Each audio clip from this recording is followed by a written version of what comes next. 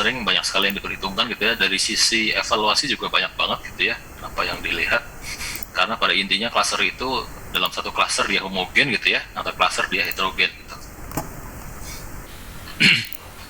Oke, jadi apa yang disampaikan Pak Ari sekali lagi itu adalah untuk meluas wawasan gitu ya, bahwa ada banyak sekali algoritma clustering, bahkan sampai graph gitu ya. Graph juga bisa di cluster gitu ya, kalau kita punya social network analysis misalnya, itu bisa kita gunakan clusteringnya gitu ya. Tapi mungkin yang disampaikan baru yang umum-umum ya, yang umum-umum saja. Kalau kita ingin lebih detail, kita ingin lebih mendalam tentang suatu topik gitu ya, kita bisa mencarinya sendiri gitu ya. Kita bisa mencari suplementari tambahan ya, tambahan yang lain gitu ya. Mungkin Pak Ari di videonya menyebutkan ada prinsip a priori gitu ya. Apa pula itu prinsip a priori gitu ya. Nah, sedangkan algoritma a priori itu nanti akan kita pelajari setelah UTS gitu ya. Jadi setelah UTS itu ada yang namanya association rule, salah satunya adalah menggunakan aturan a priori. Itu nanti akan kita bahas setelah UTS. Kemudian ada juga yang menggunakan Canary-Snake Board untuk menentukan epsilon dan minimum point yang optimal misalnya. Nah, sedangkan Canary-Snake Board baru kita akan pelajari nanti ya, pertemuan kelima itu. Jadi salah satu tugas kelompok yang harus Anda kerjakan nanti gitu ya. Jadi memang untuk mendalami itu ya, kadang kita perlu mendalaminya sendiri gitu ya. Oke, mungkin saya ingin sedikit share screen ya, yang tadi disampaikan oleh Pak Ari ya. Mungkin bukan untuk memperjelas, tapi ya mereview saja ya. Jadi yang tadinya mungkin kurang jelas, mudah-mudahan bisa lebih jelas gitu ya. Yang tadinya kurang paham bisa lebih paham. Tapi ya saya juga tidak menjamin juga ya. Oke, di sini seperti yang tadi saya sebutkan, bahwa clustering itu kita nggak tahu berapa sih jumlah cluster yang diharapkan gitu ya. Jadi kita punya sekumpulan data, mau jadi 6, jadi 2, jadi 4, mana yang benar gitu ya. Nggak tahu mana yang benar gitu ya.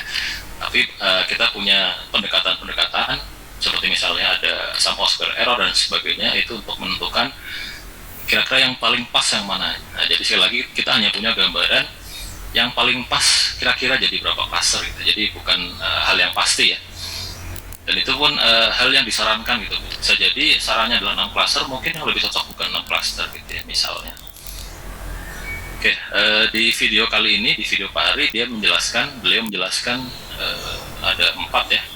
Jadi clustering berdasarkan padat, density base, kemudian berdasarkan grid, kemudian clustering pada graph. Jadi kebanyakan di sini adalah masih berupa knowledge gitu ya, masih berupa ya, ada ini loh, ada algoritma untuk clustering berdasarkan padatan, kemudian ada juga algoritma untuk berdasarkan grid gitu ya, kita bikin kotak-kotak. Ada juga kita melakukan cluster pada graph. Tapi sekali lagi ini semua hanya berupa knowledge ya, untuk skillnya. Jadi untuk Anda misalnya terampil melakukan ini semua, itu nanti bisa Anda pelajari sendiri. Di dalam buku R dan machine learning yang saya berikan itu ada ya, density base ya, menggunakan DBScan itu ada ya. Itu bisa Anda coba ikuti langkah-langkahnya ya. Tapi untuk grid base dan clustering on graph itu yang di buku R yang ini ya, ini tidak ada ya. Jadi di buku ini itu dia hanya untuk clustering hanya k-means, kemudian k-medoid. K-medoid ini adalah varian dari k-means, di mana means itu kita ganti dengan median ya, supaya dia lebih tahan terhadap outlier gitu. Kemudian ada hierarchical method, hierarchical clustering, dan juga density based clustering. Ini ada semua di buku R ya. Tapi untuk yang yang grid based method dan clustering on graph itu belum ada ya di sini ya. Mungkin Anda bisa cari suplementari yang lainnya. Oke, nah pertama di density based di sini ada ide dasarnya adalah kita berbasis kepadatan gitu. Jadi wilayah yang padat itu kita kelompokkan jadi satu cluster gitu ya. Jadi wilayah-wilayah yang padat itu akan kita kelompokkan jadi satu cluster, itu idenya. Nah di sini ada 2 metode yang umum ya, yaitu DBScan dan juga optik. Optik ini merupakan pengembangan dari DBScan. Nah ada 2 hal yang perlu dipertimbangkan pada density based clustering DBScan. Ada 2 konsep ya. Yang pertama radius ya, atau epsilon, EPS maksimum radius. Jadi kita punya radius. Kemudian minimum point adalah jumlah minimum titik ya, atau poin pada neighborhood-nya. Jadi di dalam radius itu ada berapa sih titiknya, yang minimum dikatakan dia merupakan core point ya. Ada istilahnya core point ya. Nah biasanya untuk kemudahan jadi kemudahan belajar itu biasanya untuk data-datanya ini cuma dua fitur gitu, fitur X dan Y, supaya bisa digambarkan dalam bidang datar seperti ini ya. Jadi ada X dan Y. Kalau ada koordinat X dan Y tentu radiusnya cuma berupa lingkaran gitu ya. Tapi kalau misalnya kita punya data, misalnya ada tiga fitur, maka radiusnya bukan lagi berupa lingkaran tapi berupa bola ya, 3 dimensi. 3 fitur 3 dimensi berupa bola. Kalau kita punya fiturnya 4, ya bola 4 dimensi. Kalau saya nggak bisa bayangin ya, kalau ada mungkin bisa. Jadi semakin banyak fiturnya maka radiusnya dimensinya mengikuti jumlah fiturnya. Tapi untuk kemudahan, biasanya yang kita pelajari itu, jadi untuk memberikan pemahaman gitu ya, itu pakai 2 fitur saja biasanya. Oke, jadi itu ya, ada epsilon dan juga minimum point. Jadi di awal kita tentukan untuk menggunakan algoritma ini berapa sih epsilonnya atau berapa sih radiusnya. Yang kedua adalah berapa sih minimum point yang harus masuk ke dalam radius gitu ya. Ini sama dengan K-means clustering, di awal kita harus menspesifikasi mau K-nya berapa gitu ya. Nah, kalau K yang optimal kan bisa kita pakai ada silhouette method, ada elbow method, ada NP class dan sebagainya ya. Dan ini juga sama. Untuk menentukan EPS dan min PTS yang optimal, nah itu pakai yang KNN ya, yang akan dibahas nanti di pertemuan 5. Di pertemuan antara ya jarak yang optimal itu akan kita bisa set berapa sih radius dan poinnya gitu, pakai KNN ya. Oke, itu di Basecamp ya. Jadi ini konsep dasarnya. Jadi pada awalnya di sini diambil sembarang titik ya untuk dicari. Jadi kita punya epsilon, kita punya minimum point, kita ambil dulu sembarang titik untuk menentukan yang mana sih titik yang merupakan core gitu ya. Jadi core itu, misal di sini kita punya EPS 1 unit, min point 5 ya. Min point adalah titik termasuk titik itu ya. Itu minimal harusnya 5 untuk disebut sebagai core gitu ya. Jadi kalau kurang dari 5 di dalam radius ini, maka dia titik yang di tengah itu bukan merupakan core ya. Sini border itu kalau dia ada, artinya titik yang di sekitarnya dia itu bukan merupakan core point ya. Ini merupakan border. Kalau outlier dia nggak punya teman ya, dia sendirian aja, nggak punya teman, atau bukan border maupun bukan core gitu ya.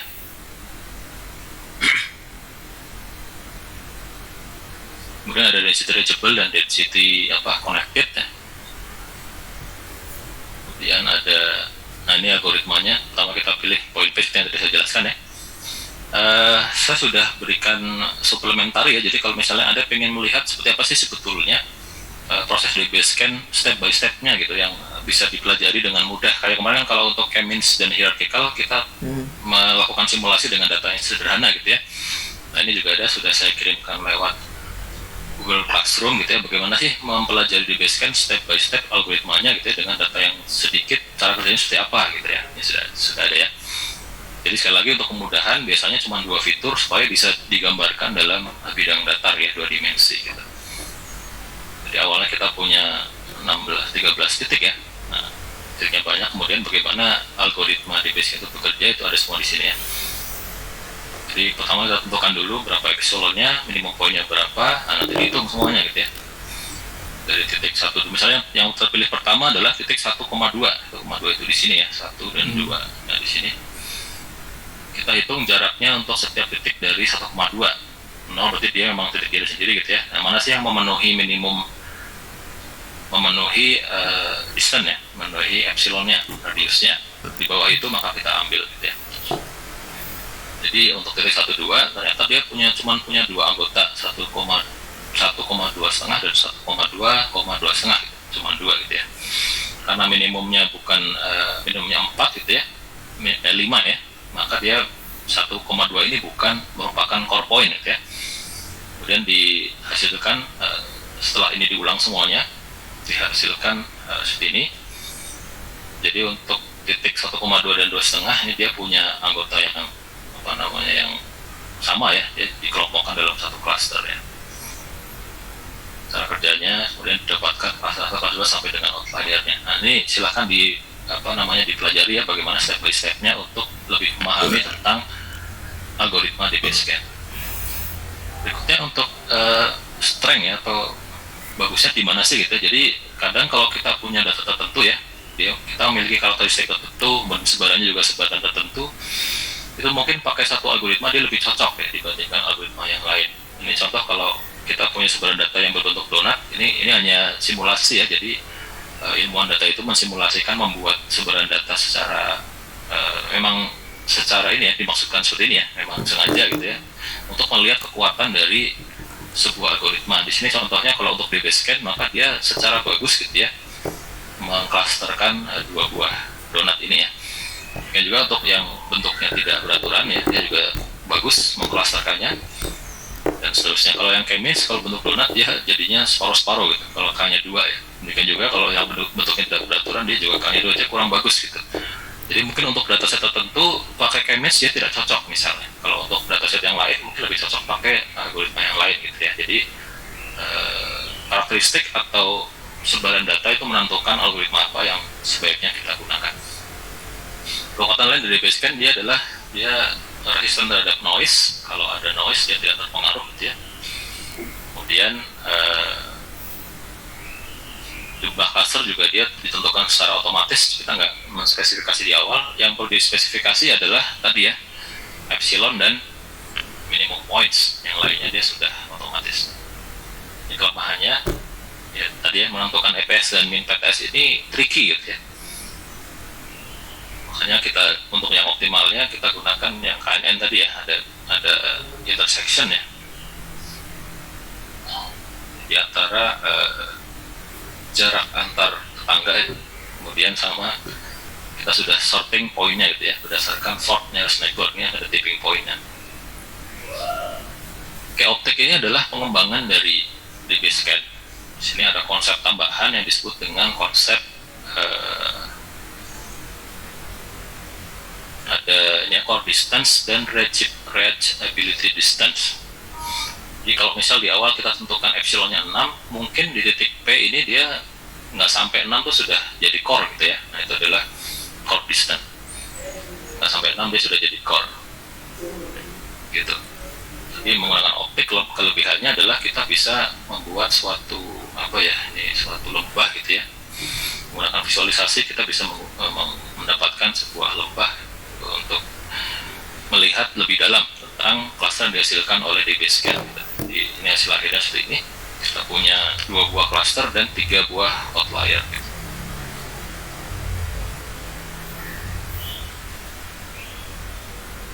Kemudian itu adalah untuk yang berbasis kepadatan atau density base. Cluster yang berikutnya adalah berbasis grid. Nah, kita ciptakan grid dulu. Grid itu apa? Gitu ya. Grid adalah kotak-kotak. Nah, kita bagi habis. Kalau Anda bikin peta gitu ya, dulu zaman SD atau zaman SMP, SD ya, bikin peta Indonesia kan Anda bikin kotak-kotaknya dulu ya, bikin kotak-kotak. Nah, itu namanya satu kotak itu satu grid gitu. Itu grid based method. Dibikin kotak-kotak dulu, kotak bantu ya. Nah, di sini grid based method ada banyak metodenya. Ada yang paling awal muncul adalah Clicky ya. Clicky ini juga saya sudah untuk suplementari materialnya sudah saya kirimkan lewat Google Classroom. Ini adalah ilmuwan-ilmuwan dari IBM ya waktu itu ya. Jadi cara kerjanya adalah di sini memastikan untuk setiap variabelnya itu ya kita buat shape-nya ya, subspace ya. Jadi misalnya untuk kita mau bikin clustering berdasarkan 3 fitur, yaitu ada umur, gaji, dan vacation ya, per week gitu ya. Jadi pertama di bagian salary kita lihat dulu nih, untuk satu dimensi dulu. Untuk salary kalau kita lihat ternyata mungkin dari 2 sampai 5 yang agak padat ya. Nah, di bawah sini ya. Ini 2 sampai 5 ini agak padat. Kalau untuk age atau umur, ini yang agak padat ada pada bagian 30 sampai 50 yang agak padat gitu ya. Nah, di sini di bagian density di grid ini sudah ditentukan minimum point yang dikatakan dia sebagai grid, artinya hot point gitu ya, itu berapa gitu. Di sini minimal 2 gitu ya. Minimal 2 dia masuk menjadi ada warnanya gitu, dia ada gridnya, dia isinya banyak gitu ya. Ini mungkin berbasis kepadatan juga. Jadi kalau padat ya, jadi ini bukan berbasis kepadatan tapi grid ya. Dalam satu grid kalau dia padat maka kita bedakan warnanya gitu ya. Demikian juga untuk yang salary, misalnya yang dari sisi satu variabel salary itu mungkin padat dari 2 sampai 5 gitu ya, $50,000. Kalau untuk vacation yang banyak adalah dari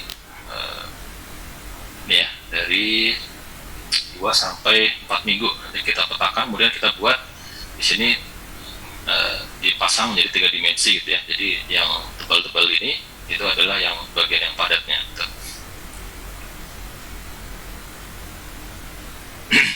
Itu adalah untuk knowledge ya, ini untuk pengetahuan saja bahwa clustering menggunakan grid juga bisa, tapi ini belum membicarakan tentang teknisnya, ini masih knowledge-nya dulu ya. Berikutnya clustering menggunakan graph. Clustering graph, jadi graph juga bisa di cluster. Anda pernah dapat graph kan ya di tingkat 2 ya, struktur data kalau nggak salah ya, ada struktur data graph ya. Jadi kalau kita melihat ini, apakah kita bisa mengcluster gitu ya? Itu katanya pusing gitu ya. Berarti ini bisa nggak sih di cluster gitu ya, berdasarkan grup-grup tertentu gitu. Nah ternyata bisa ya, menggunakan yang namanya AGM ya. AGM itu sudah juga untuk suplementary juga sudah saya kirimkan kalau ingin belajar lebih dalam. Sini kalau misalnya ini Facebook network ya, satu orang dia punya ratusan teman, orang yang teman yang lain juga punya puluhan teman atau ratusan teman, bisa nggak sih kita buat clusteringnya gitu ya, berdasarkan komunitas tertentu misalnya gitu ya. Itu bisa ya, bisa kita buat juga. Jadi masih untuk knowledge aja ya, jadi bisa juga ternyata dibuat seperti itu. Apakah ini mau dibikin overlapping atau non overlapping? Kalau overlapping berarti artinya eksklusif ya, satu anggota cluster dia tidak bisa menjadi anggota cluster yang lain, itu kalau eksklusif. Kalau overlapping berarti dia bisa menjadi anggota dari lebih dari satu cluster gitu, itu yang overlapping. Nah, ini overlapping ya, ini kalau kita buat dalam matriks adjacency dia lebih padat gitu ya.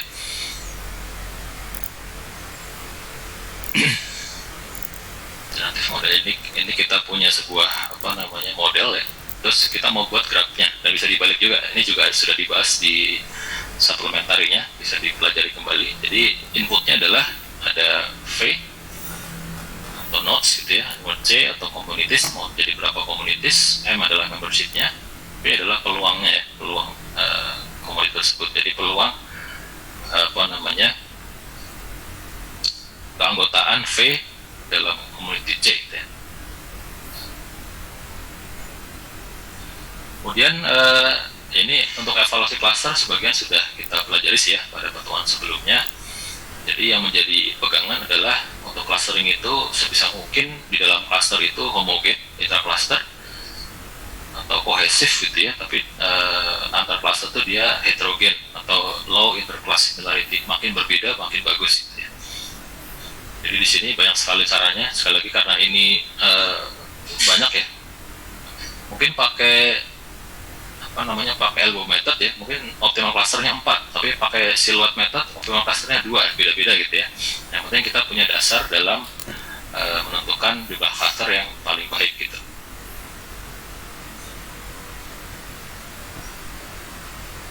Ini sudah kita bahas sebagian ya ketika di pertemuan sebelumnya.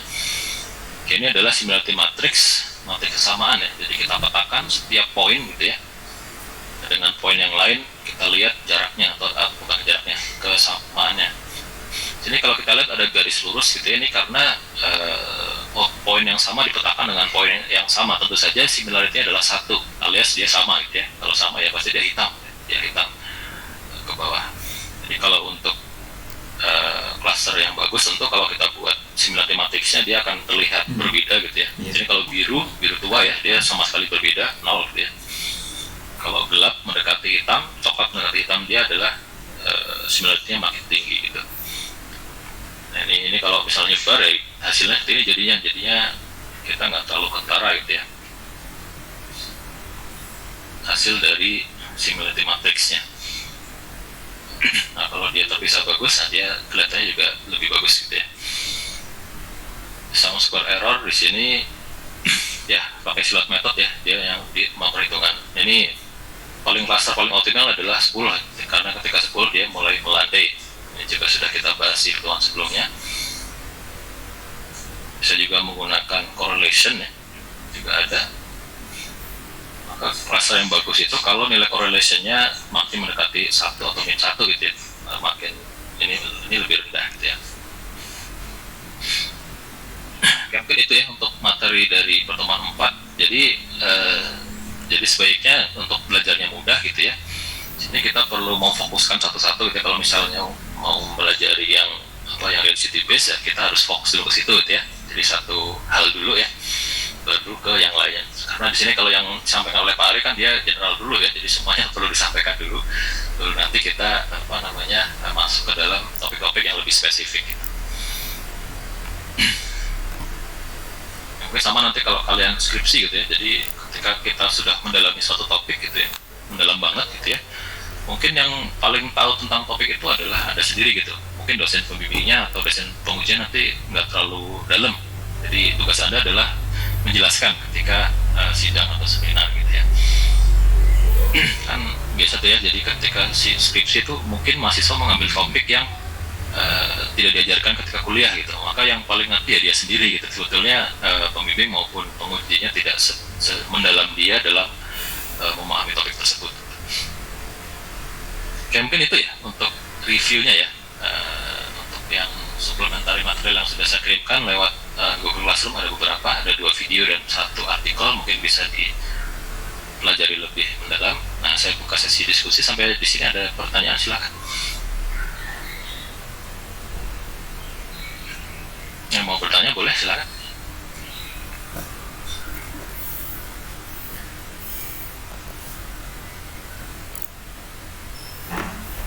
Gak ada. Biasanya kalau nggak ada pertanyaan antara dua ya, antara sama sekali blank dengan sama sekali sudah paham sekali gitu ya biasanya. Saya sih percaya udah paham sekali ya, jadi nggak ada yang nanya gitu ya. Soalnya kalau yang nanggung ya, kalau nanggung biasanya dia pasti ada hal yang mau ditanyain gitu ya. Iya, yang ditanya Pak. Ya silakan Fauzan, ini akan saya coba jawab sebisa saya, karena ini juga saya tidak semuanya ngerti gitu ya, jadi saya akan coba jawab sebisanya. Silakan Fauzan.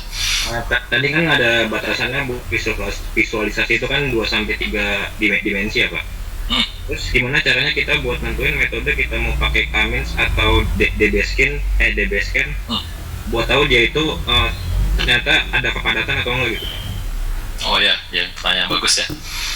Ya, memang kalau untuk 2 dimensi ya, X dan Y, artinya kita cuma punya 2 fitur gitu ya. Ketika kita bikin scatter plotnya itu kelihatan gitu ya. Ketika kita bikin scatter plot kelihatan padat enggak, kemudian bagaimana sebarannya, apakah merata apa enggak gitu ya. Nah, kalau kita cuma punya 2 itu, nah, kalau misalnya memang dia padat suatu tempat, di tempat lain juga ada padatnya padat gitu ya, maka kita gunakan yang DB-scan itu bagus gitu. Tapi kalau misalnya dia tidak seperti itu, tidak, artinya sebarannya tidak padat dan sebagainya, mungkin kita bisa gunakan algoritma yang lain gitu ya. Jadi kalau misalnya fiturnya lebih dari 2, kalau 3 dimensi masih kebayang nggak tuh kalau kita bikin scatter plotnya? Scatter plot 3 dimensi. 3 dimensi bisa dibayangin nggak? Sambil bayangin ya. Kan itu juga bisa kelihatan ya bagian mana yang padat. Kita memandang 3 dimensi ya, bagaimana yang padat, bagaimana enggak. Sekarang kalau dimensinya lebih dari 3 gitu, 4 dimensi aja bisa nggak tuh kita bayangin, atau bisa nggak kita visualkan gitu. Nah, makanya ketika di teknik visualisasi itu ada, jadi misalnya kita punya banyak fitur gitu ya. Jadi misalnya kita mau proyeksikan yang banyak itu ke dalam misalnya ke dalam 2 fitur gitu. Jadi fitur mana yang masuk ke dalam fitur yang satu, fitur mana yang masuk kedua. Jadi kita bisa proyeksikan untuk mempermudah visualisasi. Itu sudah salah satu contoh untuk mempermudahnya gitu. Nah, dibalik ke yang tadi ya, jadi sudah ada juga, saya pernah nemu link gitu ya, ketika kita punya data yang seperti ini, bagusnya pakai algoritma yang mana tuh ada, nanti saya carikan untuk suplementarnya lagi.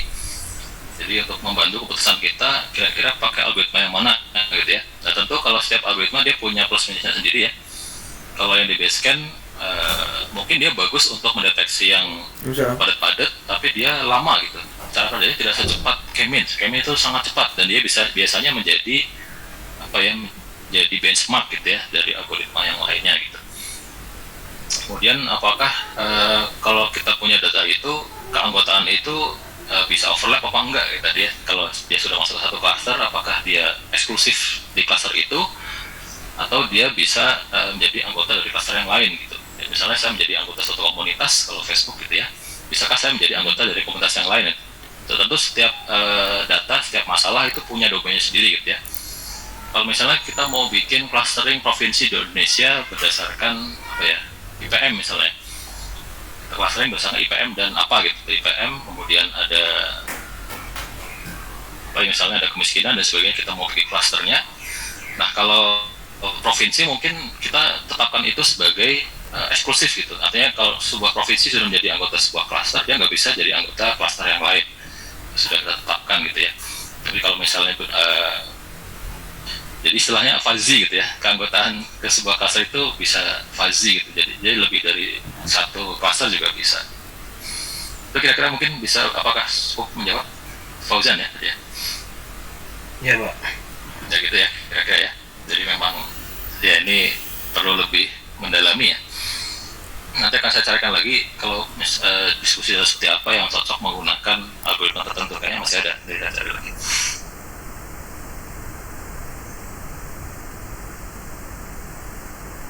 Jadi karena memang pilihannya banyak gitu ya, kita jadi bingung ya.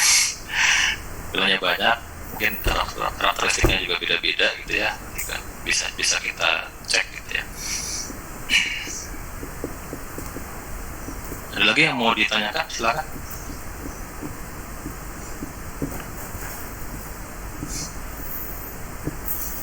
Apa mau nanya atau kenapa nih?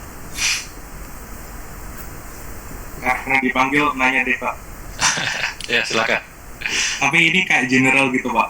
Ya. Itu kan kayak biasanya kan data mining atau kayak kita kan kayak banyak data. Kita kan belum tahu gitu karakteristiknya kayak gimana gitu. Apalagi kayak big data gitu kan, itu kan datanya kayak random banget gitu Pak. Nah, untuk biasanya tuh pertama-tama tuh kita kalau mau melakukan data mining itu ngapain dulu Pak? Nentuin apanya dulu gitu Pak? Maksudnya langkah pertama tuh apa, habis itu apa gitu? Itu aja sih Pak. Langkah pertama lakukan data mining ya. Apa ya tuh ya? Kalau saya pertama punya topik dulu nih atau nih, kita mau ngapain dulu nih? Kita mau ngapain dulu? Jadi kita punya sebuah tujuan tertentu. Jadi misalnya kita mau lihat ini yang sudah ada gitu, yang sudah ada, kita mau lihat mobilitas penduduk. Tapi karena menggunakan data survei itu sudah tidak bisa karena COVID dan sebagainya, gitu ya. Kita akhirnya menggunakan big data gitu. Jadi kalau untuk big data ini beda antara big data dengan yang data biasa gitu ya. Kalau yang data yang tersedia biasa itu beda dengan big data. Big data kan dia banyak sekali sampahnya gitu ya. Istilahnya kerjaan kita dalam melakukan pre-processing untuk big data itu sangat besar gitu ya. Oke, kembali ke topik tadi. Jadi kita mau lihat mobilitas penduduk, kita punya topik dulu, kita punya tema dulu. Caranya melihat adalah menggunakan statistik yang konvensional dengan big data. Kalau yang konven mungkin kita sudah nggak bisa karena pandemi itu ya, kemudian kita beralih ke big data. Nah, di big data ini kita harus kira-kira kita brainstorming dulu, kira-kira sumber apa yang bisa dimanfaatkan gitu. Jadi prosesnya seperti itu, jadi brainstorming dulu, kira-kira data apa yang bisa kita manfaatkan untuk menyelesaikan permasalahan tersebut. Apa kira-kira, atau kalau misalnya kita mau lihat mobilitas, kira-kira big data yang tersedia itu apa yang bisa kita gunakan gitu. Itu dulu ya sampai situ. Jadi misalnya kita dapat mungkin yang bisa dipakai, kan sifatnya juga kalau big data itu opportunistic gitu ya. Jadi artinya ya bisa dipakai, namanya opportunis gitu ya, bisa dipakai ya bagus, kalau enggak ya nggak apa-apa gitu ya. Itu namanya opportunistic. Beda dengan yang statistika biasa yang sampling dan sebagainya kan sudah pasti bisa gitu ya. Tapi kalau big data sifatnya opportunistic.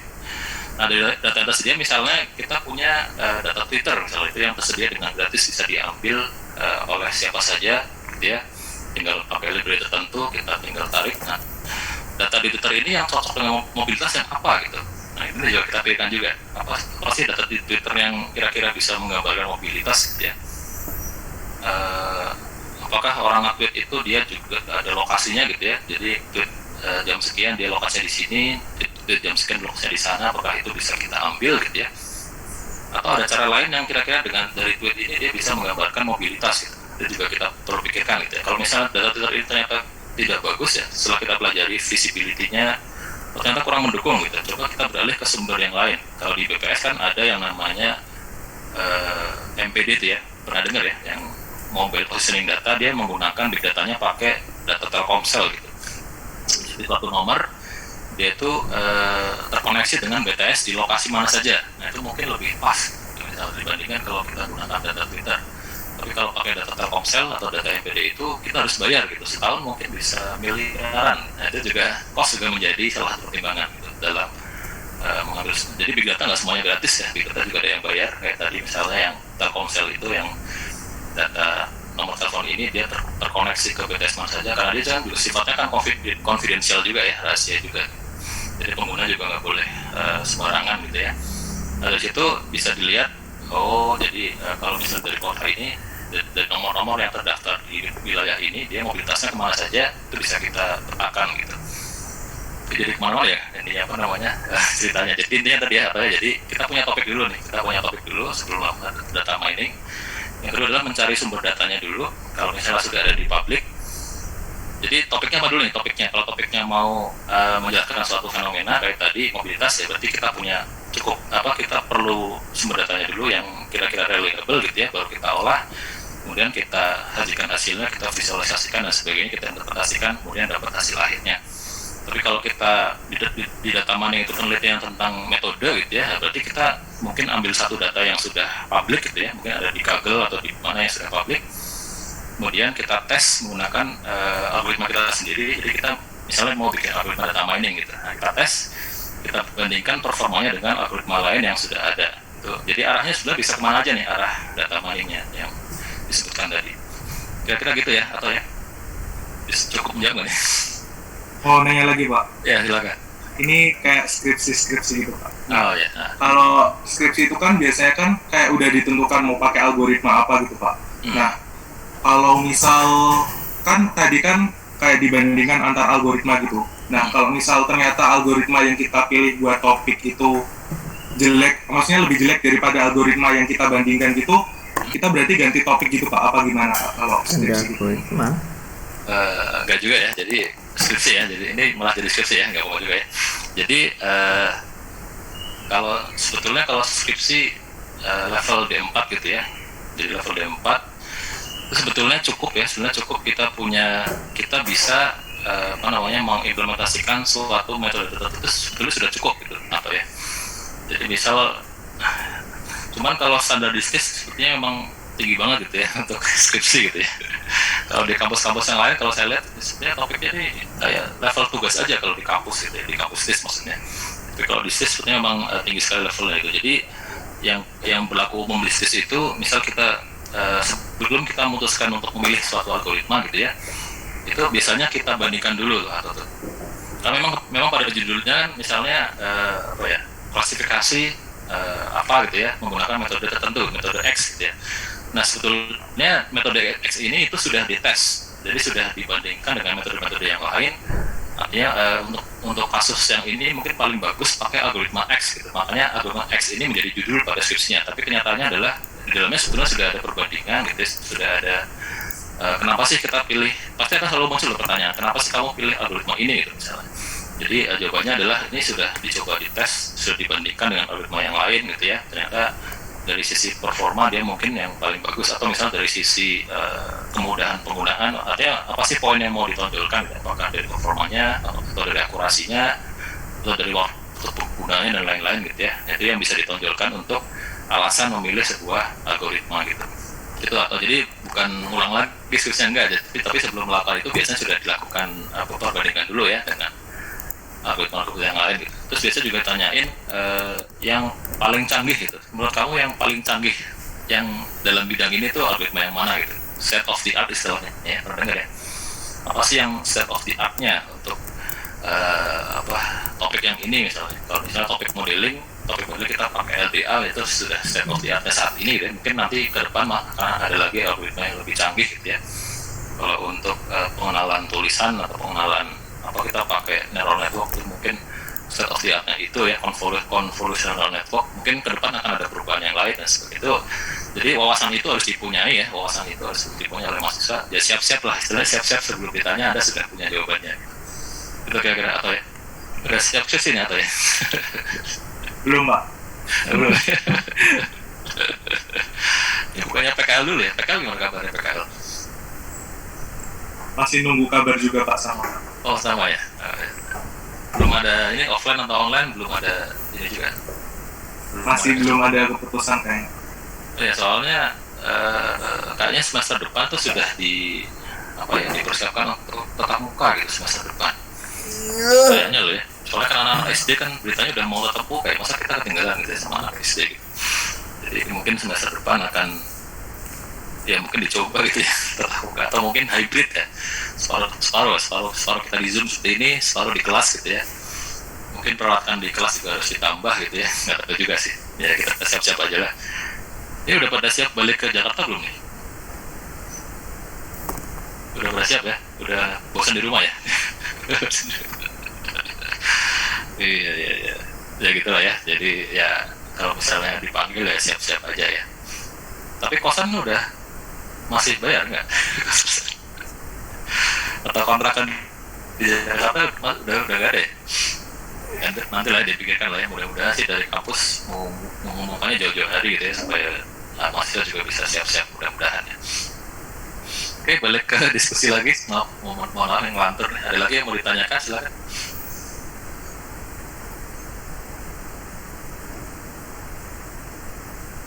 Billy yang mau ditanyain, Billy.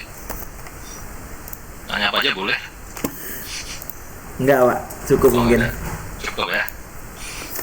Oke. Yang lain silakan.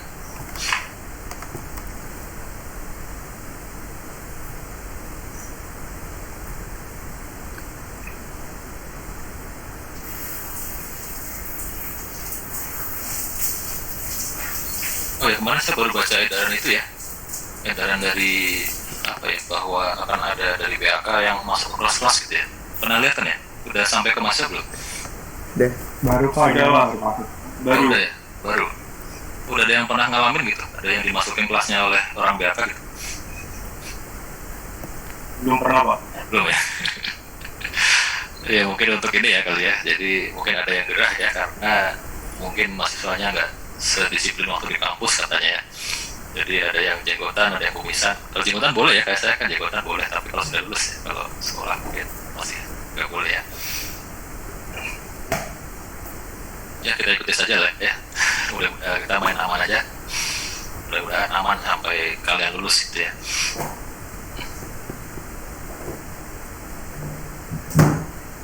Silakan mungkin yang mau nanya lagi. Risang ayo mau nanya. Belum ada Pak. Belum ada, ya nggak apa-apa. Pelan-pelan ya. Jadi mungkin yang tadi di videonya Pak Ari itu yang dipahami mungkin baru 50%. Itu udah bagus 50% ya. Ya mungkin 30% ya. Jadi, pelan-pelan di kata yang dimengerti itu bisa dipelajari lagi gitu ya.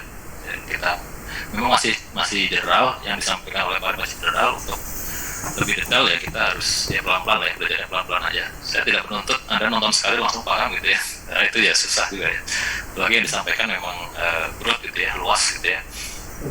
Dan banyak sekali istilah-istilah teknis yang mungkin kita harus perlu waktu untuk memahami itu secara langsung gitu. Kayak tadi misalnya kita perlu tahu cara kerja dulu ya, di basic itu seperti apa sih gitu ya, sebelum bisa memahami lebih dalam gitu. Albert, ada pertanyaan Albert? Nggak ada Pak, saya nonton video dulu Pak, baru bisa lagi bingung. Kamu udah nonton video belum? Nggak nonton mau kasih ya? Iya. Nggak, ya, pakai speed 0,5 kali ya. Ngomongnya pelan-pelan gitu. ya. Tadi ya pelan-pelan aja ya. Jadi harus sekali nonton paham gitu ya. Dan itu pasti perlu didukung menggunakan banyak sekali suplementari yang lain gitu. Ya nggak apa-apa. Wajar ya, kalau Anda langsung paham 100%, mantap sekali gitu ya. Jadi Anda bisa gantiin saya nih jadi ngajar tentang mining gitu ya. Lagi nih, Amanda ada pertanyaan Amanda? Belum ada Pak. Belum ya? Oke. Oh ya, untuk pertemuan kelima ya, pertemuan kelima kan itu untuk presentasi metode klasifikasi itu sudah dibagikan ya kelompoknya ya? Sudah Pak. Sudah. Itu kan spotnya YouTube kelas jadi. Iya, di YouTube kelas Pak nanti. Oh ya, nanti tolong dikasih linknya ke saya gitu ya. Nanti mungkin Mas Iqbal kan hari Minggu siang ya, supaya bisa nonton yang lain gitu. Siap. Oke, terus nanti supaya diskusinya jalan gitu ya, supaya diskusinya berjalan, nanti saya wajibkan aja untuk misalnya kelompok 2 gitu ya, kelompok 2 harus nanya yang kelompok 1 gitu. Ada pertanyaan boleh nggak gitu ya, nanti kelompok 3 juga dia nanya ke kelompok sebelumnya kelompok 2 gitu ya. Kelompok 1 dia nanti nanya kelompok yang terakhir, nah gitu, supaya diskusi aja lah. Kalau nggak gitu nanti nggak ada diskusi gitu ya. Jadi ini upaya aja lah ya, upaya biar ada diskusi ketika tugas kelompok. Bisa dipahami ya untuk presentasi kelompoknya. Siap. Karena itu juga menjadi salah satu komponen penilaian ya, saya harap dikerjakan dengan sebaik-baiknya gitu ya. Oke, ini mungkin terakhir, kalau nggak ada yang nanya ya sudah, kita sampai di sini saja. Masih ada yang mau bertanya, silakan. Oke, kalau tidak ada ya sudah, kita akhiri di sini saja. Nanti jangan lupa mengisi respons ya. Ya mungkin satu halaman aja lah, nggak usah banyak-banyak untuk ringkasannya. Kalau sudah lebih dari satu ya udah jangan dikurangi lagi. Nah, pokoknya minimal satu aja lah ya. Dan jangan lupa di tunin. Oke, mungkin itu saja dari saya untuk pertemuan kali ini. Mudah-mudahan kita semua selalu sehat ya. Sampai jumpa di pertemuan ke-5 minggu depan. Saya akhiri. Terima kasih banyak untuk perhatiannya. Assalamualaikum warahmatullahi wabarakatuh. Waalaikumsalam warahmatullahi wabarakatuh. Makasih, Pak. Terima kasih, Pak. Ya, sudah ya. Pak.